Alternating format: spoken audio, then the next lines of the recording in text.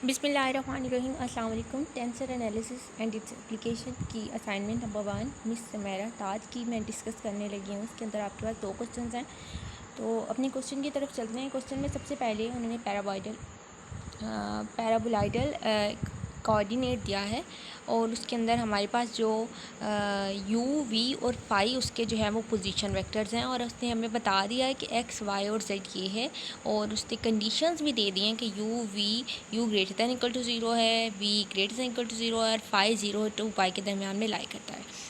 तो अब हमने सबसे पहले उसकी ऑर्थोगोनैलिटी चेक करनी है। ऑर्थोगोनल होने का मतलब कि अगर हम दो का डॉट प्रोडक्ट लें, दो यूनिट वेक्टर्स का, तो वो 0 आना चाहिए। उसके बाद हमने उसका स्क्वायर ऑफ एलिमेंट फाइंड करना है, ds square and volume find करना है। तो हम बारी बारी तीनों पार्ट्स को सॉल्व करेंगे। अपनी असाइनमेंट के सोल्यूशन की तरफ चलते हैं। मेरे पास सबसे पहले मैं इसके स्केल फैक्टर्स फाइंड करूँगी, दैन मैं यूनिट फैक्टर्स फाइंड करूँगी, दैन हम ऑर्थोगोनैलिटी की तरफ चलेंगे। तो सोल्यूशन की तरफ चलते हैं। यही टर्म्स आपके पास थी। x is U we cos phi था, y is U we sine phi and z is 1/2 U square minus P square. अब हमने एक r वेक्टर ले लेना है। r में हमारे पास x i y j z के हेड हमने ले लिया। x y और z तीनों वैल्यूज़ मैंने यहाँ पे पुट कर दी हैं। अब हम इसका पार्शियल टेंजेंटल फाइंड करने के लिए हम partial r by partial u, partial r by partial v, partial r by partial z find करेंगे। Sorry, partial r by u V phi था, partial r by partial phi find करेंगे। ठीक है, अब मैं सबसे पहले partial r by partial u find करूँगी, तो मेरे पास u का डेरिवेटिव लेंगे, बाकी आ सारी term as it is.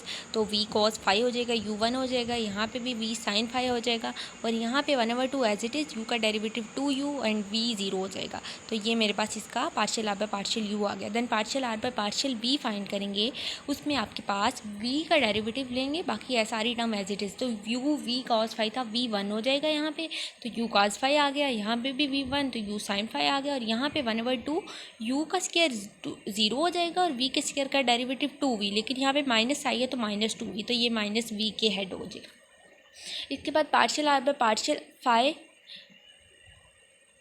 Find करेंगे। Partial r by partial phi से पहले partial r by partial v देखा, जिसमें हमारे पास v 1 हो गया, और यहाँ पे बस -v आ गया, क्योंकि यहाँ पे v का स्क्वायर आपके पास 2v हो जाएगा। अब हमने जब partial r by partial phi find करना है, तो u v as it is phi वाली टर्म का सिर्फ डेरिवेटिव लेंगे। कॉस फाई का माइनस साइन फाई हो जाएगा, साइन फाई का कॉस फाई, और यहाँ पे कोई भी फाई वाली टर्म नहीं है, ये 0 हो जाएगी। तो ये मेरे पास इसका आंसर आ गया -uv sine phi, uv cos phi. Then अब हमारे पास तीनों पार्शियल डेरिवेटिव्स आ चुके हैं। हम इजीली स्केल फैक्टर्स फाइंड कर सकते हैं for paraboloidal coordinate system u v phi. अब यहाँ पे ये टर्म आगे लिख लें, मैंने लिखा नहीं है। अब एच यू फाइंड करेंगे। आपके पास जो स्केल फैक्टर्स होते हैं वो एच होते हैं। अब हमारे पास u v फाई है, तो हम एच यू, एच वी और एच फाई कहेंगे। अब सिंपल स्केल फैक्टर क्या होता है कि हमने उसका मैग्नीट्यूड फाइंड करना होता है, जो हमारे पास पार्शियल डेरिवेटिव्स आए होते हैं। तो partial r by partial u जो है, मैंने उसका मैग्नीट्यूड ले लिया v स्क्वायर।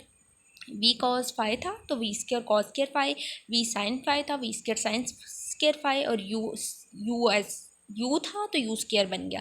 देन मैंने इसको cos square phi sine square phi 1 कर लिया, v स्क्वायर u स्क्वायर आपके पास आ गया। इसी तरह एच वी फाइंड करेंगे, तो -v का स्क्वायर प्लस v का स्क्वायर, बाकी एज इट इज़ सारी टर्म्स का मैग्नीट्यूड उसी तरह से लिया है।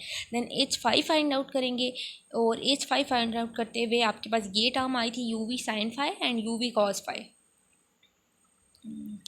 तो मैंने इसका स्केल ले लिया, u square V square sine square phi, ये माइनस था तो माइनस का स्क्वायर प्लस हो जाएगा। यहाँ पे भी u square V square cos square phi हो जाएगा, और u स्क्वायर वी स्क्वायर बचेगा and u square V square आपके पास स्क्वायर रूट से कैंसिल हो जाएगा, और आपके पास आंसर u v आ जाएगा।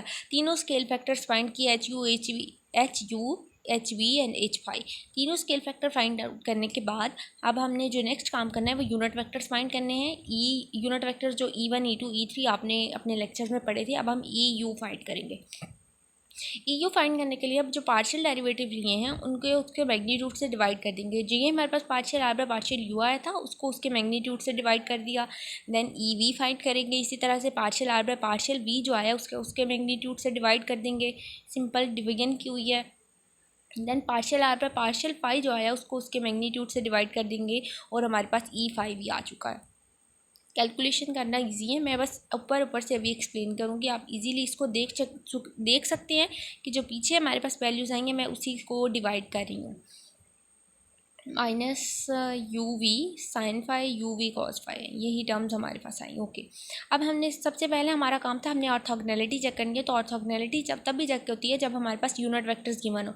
तो तीनों यूनिट वेक्टर्स आ गए हैं, बारी बारी हम तीनों का डॉट लेंगे। मतलब कि हम पहले क्या करेंगे, ई यू का ई वी के साथ, देन ई यू का ई फाई के साथ, और फिर ई वी और ई फाई का डॉट प्रोडक्ट लेंगे। और तीनों का डॉट लेने से हमारे पास आंसर 0 आ गया तो हम कहेंगे कि ये ऑर्थोगोनल है।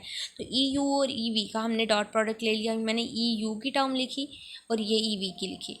तो ये मेरे पास you we cos square phi, I को आई के साथ करेंगे, जे को जे के साथ, एंड के को के साथ। तो you we cos square phi हो गया, ये वाला भी आपके पास you we sine square phi हो गया, और ये आपके पास माइनस यू वी हो गया। तो you V minus U V आपके पास 0 हो जाएगा। तो पहली टर्म तो हमारे पास 0 हो चुकी है। सेकंड में हमारे पास ई यू और ई फाई फाइंड करेंगे। तो ई यू की टर्म और ई फाई को आई के साथ मल्टीप्लाई कर दें, जे को जे के साथ, के को के साथ। उसी तरह से डॉट प्रोडक्ट ले लेंगे, तब भी हमारे पास आंसर इसका 0 हो जाएगा। देखिए ये U minus U V square cos phi sine phi, U V square cos phi sine phi, ये दोनों कैंसिल हो जाएंगे और आपके पास आंसर अभी भी 0 आ जाएगा। देन ई वी और ई फाई फाइंड करेंगे। तो तीनों दोनों ई वी भी मैंने लिख लिया, ई फाई भी लिख लिया। इसी तरह से डॉट प्रोडक्ट लिख लेंगे एंड देन हम इसको, ये देखिए ये दोनों टर्म 0 हो गई हैं और हमारे पास इसका भी ये तीनों। आप लास्ट पे यहाँ पे लिख सकते हैं कि हमारे पास तीनों डॉट 0 आए हैं, तो हमारे पास जो ऑर्थोगोनैलिटी है उस वो प्रूव हो गया है। अब हमारे पास नेक्स्ट था कि स्क्वायर फाइंड करें, डी एस स्क्वायर। तो डी एस स्क्वायर का हमारे पास फार्मूला होता है कि H1 यहाँ पे मैंने लिख दिया है, आप यहाँ पे लिख लें H U square D U square, H V square D V square, and H phi square D या फाई स्क्वायर। तो मेरे पास जो H U H V H phi आए हैं, मैं वैल्यूज़ उनकी पुट करूँगी। तो मेरे पास देखें एच यू आया U square plus V square, square root U square plus V square, H V आया और एच फाई यू वी आया, तीनों का स्क्वायर ले लिया। मेरे पास तीनों आंसर्स आ चुके हैं, U square V square D phi square. आप इसके स्क्वायर को ओपन कर लें, D square D V square कर लें, डी यू स्क्वायर कर लें इस वाली स्टेटमेंट में, एंड डी फाई स्क्वायर कर लें। इसके बाद हमने इसका वॉल्यूम एलिमेंट फाइंड करना है। वॉल्यूम एलिमेंट में हम H U H V H phi D U D V D phi के तीनों को मल्टीप्लाई करते हैं।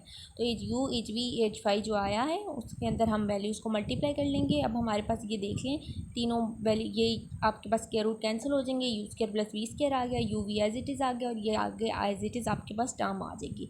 तो ये था वॉल्यूम एलिमेंट। हमने तीनों जो है वो बारी बारी फाइंड कर लिए हैं, तीनों पार्ट। अब हमारे पास जो नेक्स्ट पार्ट है वो है हमारे पास वर्टिसेस से रिलेटेड। अब मैं उसके सोल्यूशन की तरफ चलती हूँ, आप हम वो भी देख लेते हैं। इस क्वेश्चन में आपके पास एक पैरेललोग्राम गिवन है, उसके वर्टिसेस हमारे पास गिवन है, और हमने बताना है कि उस पैरेललोग्राम के वर्टिसेस की अगर हम ट्रांसलेशन करें 9 यूनिट्स राइट, मतलब कि राइट साइड पर आपने उसकी ट्रांसलेशन करनी है। तो अगर हम इसको एज अ कार्टेशियन सिस्टम में देखें तो कार्टेशियन सिस्टम में आपके पास ये एक्स प्लस एक्स एक्सिस, ये माइनस एक्स एक्सिस, ये प्लस वाई एक्सिस, ये माइनस वाई एक्सिस, इसी तरह से होता है। तो 9 यूनिट राइट कर रहे हैं, मतलब कि हमने एक्स एक्सिस के अंदर 9 यूनिट्स ऐड करते जाने हैं। तो ए बी सी डी जितने भी हमारे पास वर्टिसेस गिवन है उसमें हम एक्स वाले पॉइंट के अंदर 9 ऐड करते जाएंगे। To find the new vertices of a parallelogram we need to add the 9 to X coordinate of each vertex. तो y कोऑर्डिनेट आपका रिमेन कांस्टेंट रहेगा। अब ए वर्टिक्स ए जो है वो 2 और -1 है, तो 2 में हम 9 ऐड कर देंगे, 2 × 9 11 हो जाएगा, -1 एज इट इज़। तो न्यू वर्टिक्स जो आएगी वो 11 और -1 की आएगी। सिमिलरली 5 और 3 है, तो 5 और 9 आप कर लें 14, और y एज इट इज़ रहेगा। देन आपके पास 4 और 9 आप ऐड करेंगे तो 13 - 6 हो जाएगा। देन नेक्स्ट जो वर्टिक्स है वो 7 और -2 की है, 7 में 9 ऐड करेंगे तो 16 × -2 आ जाएगा। तीनों चारों वर्टिसेस हमने फाइंड कर ली। न्यू वर्टिसेस जिनकी जो अब हमने ट्रांसलेशन के बाद जो कि 9 यूनिट्स राइट की है, आप लास्ट पे तीनों वर्टिसेस का आंसर लिख लें जो हमारे पास न्यू वर्टिसेस बनी 11, 14, 13 और 16। तो अब वाई एक्सिस आपने कांस्टेंट रखना है। तो चारों वर्टिसेस हमने फाइंड कर लिया। बहुत छोटा सा क्वेश्चन है, 5 मार्क्स का था, इतना भी लिख दें। अगर आप साथ ये हेडिंग के साथ इसको एक्सप्लेन करके लिखें कि ट्रांसलेशन के बाद न्यू एक्स की कोऑर्डिनेट ये बनी है, तो ये भी ठीक है। अभी तक के लिए इतना ही। वीडियो अच्छी लगे तो लाइक करें, चैनल को सब्सक्राइब करें, अपने फ्रेंड्स के साथ शेयर करें। अल्लाह हाफिज़, थैंक यू।